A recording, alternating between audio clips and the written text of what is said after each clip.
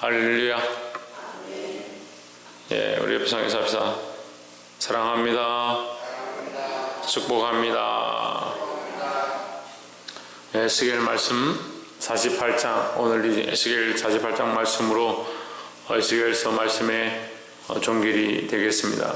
에스겔서 말씀은 다시 말씀드리지만 하나님이 심판으로 이스라엘에게 경고하시는 것이지만 그것이 끝이 아니라 하나님은 결국 구원과 회복을 약속하고 있다는 겁니다. 그래서 하나님의 마음은 항상 구원과 회복, 하나님과의 관계의 회복, 하나님과 함께 거룩함에 거하는 것, 그것을 기뻐하신다. 그래서 잊지 말고 믿음 안에 살아 승리하기를 주의 이름으로 축복합니다. 우리가 특별히 본문에서 봐야 될 말씀은 8절 말씀에 유다 지게 다음으로 동편에서 서편까지는 너희가 예물을 드릴 땅이라. 광이 25,000척이요 장은 다른 분기세 동편에서 서편까지와 같고 성소는 그 중앙에 있을지니 했습니다. 이스라엘 백성들에게 지파를 따라 땅을 나눠주는데 그 중앙에 뭐가 있느냐? 성소가 있다는 겁니다. 9절에 곧 너희가 여호와께 드려 예물로 삼을 땅의 장이 25,000척이요 광이 10,000척이라. 10절에 이 드리는 거룩한 땅은 제사장에게 드릴지니 북편으로 장이 25,000척이요 서편으로 광이 10,000척이요 동편으로 광이 10,000척이요 남편으로 장이 25,000척이라. 그 중앙에 뭐가 있다고요? 예, 여호와의 성소가 있다. 하나님께서 그들 가운데 있다라는 겁니다.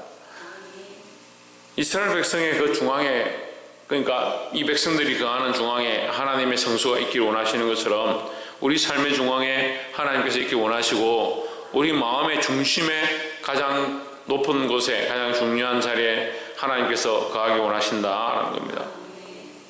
이것은 또한 하나님 나라의 모양을 우리에게 가르쳐줍니다.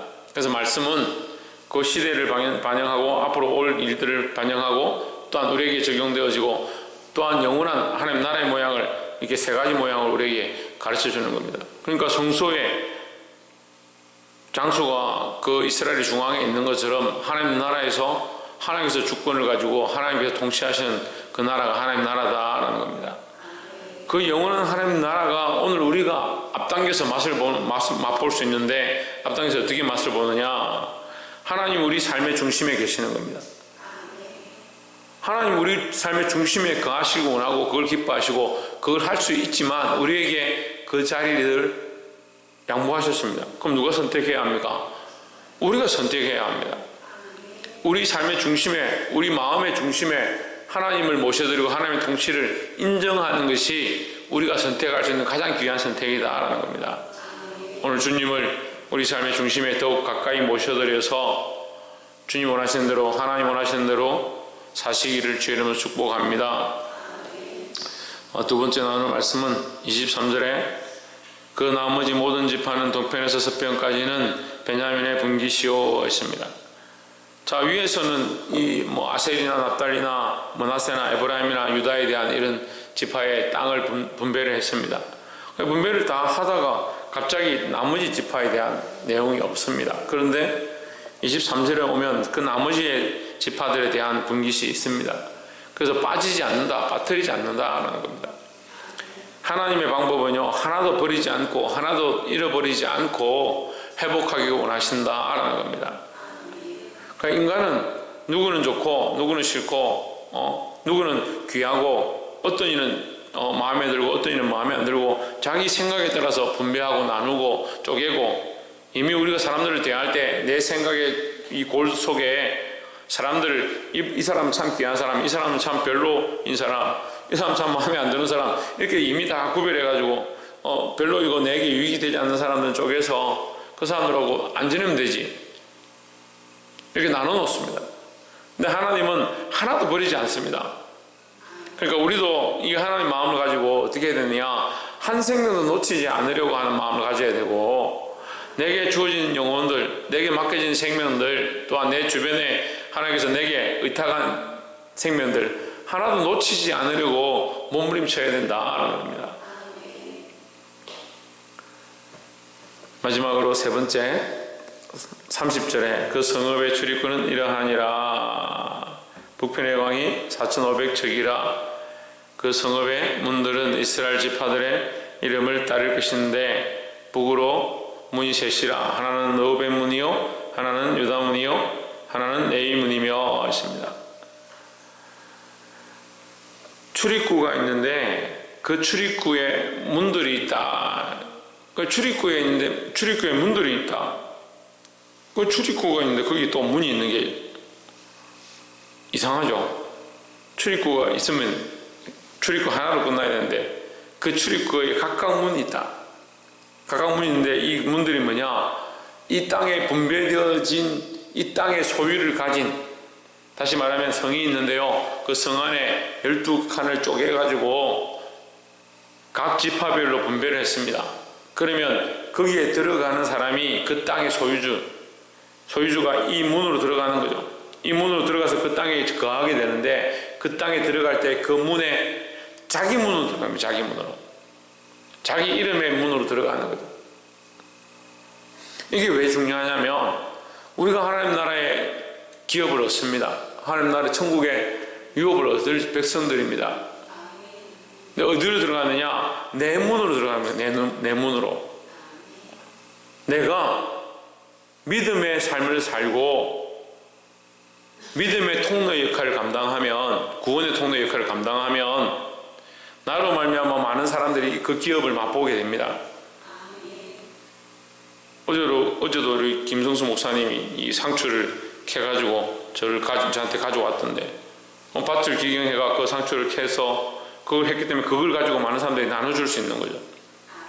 우리가 믿음의 삶을 살아서 이 땅에 내게 맡겨진 삶들을 다 감당하고 하나님 내게 주신 영혼들을 감당하고 그들을 구원의 길로 이끌면 나로 통해서 어디로 들어가느냐?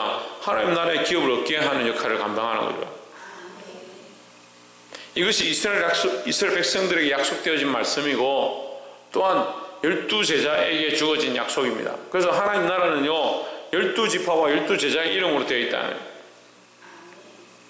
요한계시록에 보면 하나님 나라의 그 출입구에 입구에 보석들이 박혀 있는데 그 보석에 12보석과 12보석이 따로 있습니다. 12보석은 이 지파의 12보석, 그 다음에 또 12보석은 뭐냐? 12제자의 12보석이다.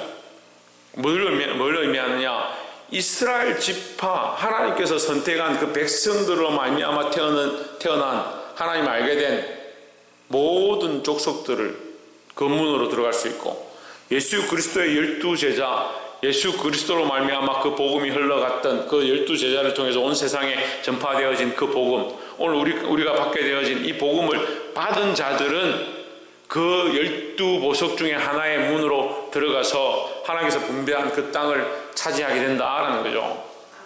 우리는 하나님 나라에서 차지할 이 하나님 나라의 상급과 그 소유를 바라보고 믿음으로 기대해야 된다는 겁니다. 그런데 우리가 이 문으로 들어가서 이 기업을 얻을 것을 기대하지 않는다면 결국 뭘 기대하고 있느냐? 이 땅의 것들만 자꾸 바라보고 있는 겁니다. 이 세상의 것들만 보고 있는 거예요. 영적인 시각들 열어서 하나님 원하시는, 하나님께서 계획하고 계신, 하나님께서 뜻하고 계신 이 길들을 보아야 합니다. 35절에 그 사면의 도합이 18,000척이라 그날 후로는 그 성읍의 이름을 여호와 삼마라 하리라 했습니다. 여호와 삼마는 하나님 거기 계시다. 하나님 거기 계시다. 하나님 이곳에 계시다. 이 성전에 계시고 우리 안에 계시고 하나님께서 회복하실 그 하나님 나라에 하나님 계시다라는 거죠. 하나님 그 중심에 계시고 거기를 통치하고 계시다. 우리가 어디로 들어가야 되느냐? 내가 원하는, 내가 만든 문에 내 삶을 투자하고 헌신하고 살아가는 것이 아니라 하나님의 복음을 위하여 내가 헌신하고 그 문으로 들어감으로 말미암아 나로 말미암아 수많은 영혼들이 하나님 나라를 알고 하나님 나라의 기업을 얻을 수 있도록 우리가 이것을 드려야 된다는 겁니다. 말씀을 맺겠습니다. 사랑하는 성도 여러분, 오늘 세 가지를 얘기했습니다. 하나는 모든 기업을 나눌 때 중심에 하나님의 성소가 있는 것처럼 우리 삶의 가장 중심에 하나님께서 통치하시고 하나님께서 다스리시고 하나님 함께 하시는 은혜가 있어야 한다라는 겁니다. 그것은 누가 정하느냐? 우리가 정하는 겁니다. 우리가 정한다는 말은 우리에게 권한이 있는 것이 아니라 우리에게 주어진 이 삶에 하나님을 중심에 모셔드려야 될 의무와 권한이 우리에게 있다는 거죠. 하나님께서 우리에게 허락하셨습니다. 그런데 우리는 자꾸 뭘 선택하느냐? 선악과를 선택하는 겁니다. 동산 중앙에 선악을 알게 하는 나무가 있는데 그 중앙에 뭐가 있냐? 선악을 알게 하는 나무가 있다. 하나님을 선택할 수 있고 선악을 알게 하는 나무를 선택할 수 있는 거죠. 결국 선악을 알게 하는 나무를 선택했다는 것은 하나님을 선택하지 않은 겁니다. 우리가 우리 삶에 기뻐하는 것, 우리가 원하는 대로 선택함으로 말미암아 뭘 선택하지 않느냐? 하나님 중심적인 삶을 선택하지 않는 겁니다. 그걸 몰라요. 하나님 중심적인 삶을 선택하지 않고 있다는 걸 모르는 겁니다. 하나님 오늘도 말씀하십니다. 이스라엘 백성에게 내가 너희를 회복하고 구원의 길로 다시 그 땅에 들어가게 할 것인데 하나님의 성소를 그 중앙에 두어라고 말씀하십니다. 이것은 명령이지만 누가 선택하느냐? 우리가 선택하는 겁니다. 오늘 하루의 삶도 누가 선택하느냐? 우리가 선택하는 겁니다. 우리 중심에 하나님이 거하시고 그 하나님을 우리 중심에 모셔드리기를 소망합니다. 두 번째는 뭐라 했습니까? 우리가 분깃을 빠뜨린 것처럼 하나님께서 빠뜨린 것처럼 그렇게 보이지만 결국은 그 나머지 모든 집합까지 다 하나님께서 그 분깃을 주셨다라는 거예요. 그러니까 하나님을 잃어버리지 않는다. 한 생명도 잃어버리지 않는다라는 겁니다. 우리가 이것을 알고 우리가 버리지 않고 우리가 놓치지 않고 끝까지 믿음으로 맡겨진 영혼들을 살리기 바랍니다. 특별히 세 번째는 우리가 구원의 통로가 되고 문이 될 수 있다는 거예요.